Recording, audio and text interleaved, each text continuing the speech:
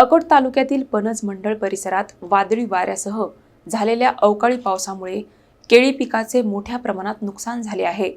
काढणीवर आलेल्या बागा जमीनदोस्त झाल्याने शेतकऱ्यांनी तातडीने पंचनामे आणि नुकसान भरपाईची मागणी केली आहे। अकोट तालुक्यातील पणज मंडळातील पणज, बोचरा, रुईखेड, महागाव, अकोले, जहागीर आणि धामणगाव परिसरात झालेल्या वादळी वाऱ्यासह अवकाळी पावसाने केळी उत्पादक शेतकऱ्यांचे मोठे नुकसान केले आहे।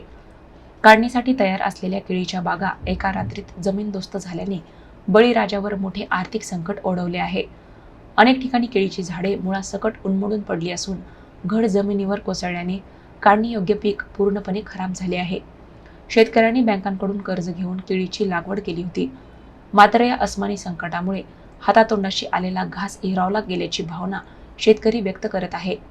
दरम्यान महाराष्ट्र प्रदेश काँग्रेस कमिटीचे सचिव प्रशांत पाचडे, तालुका काँग्रेस अध्यक्ष अनोक रहाणे व इतर पदाधिकाऱ्यांनी नुकसानग्रस्त शेतांची पाहणी करून शेतकऱ्यांशी संवाद साधला।